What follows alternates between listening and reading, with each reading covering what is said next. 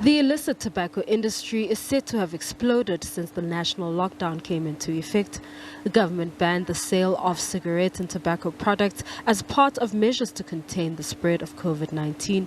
But it seems the move has paved the way for the illicit cigarette industry to take over the market at inflated prices. These cigarettes are usually sold at prices below the minimum collectible tax, and some enter the country illegally.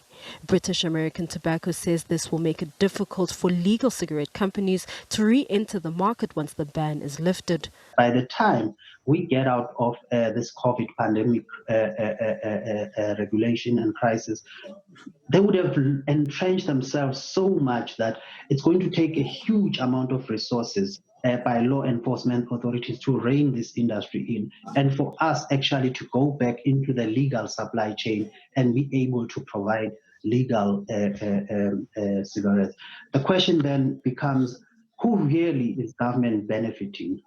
Were these lockdown regulations really intended to destroy legitimate businesses? Because that's what it's starting to seem like. FITA has warned that ordinary South Africans could be the casualties of an extended ban. The association, which is now taking government to court, says the move will kill the local tobacco industry.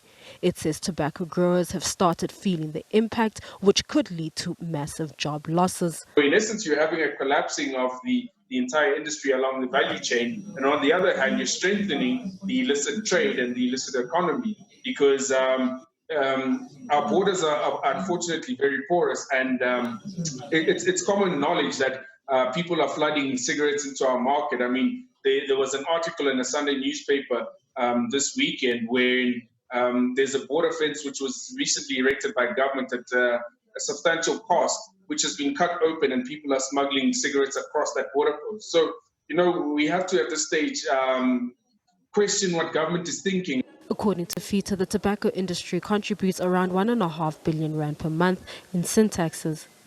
An extension of this nature means Treasury could miss its projections on excise duties. Last year, BAT contributed around 10 billion rand to the South African Revenue Services in sin taxes.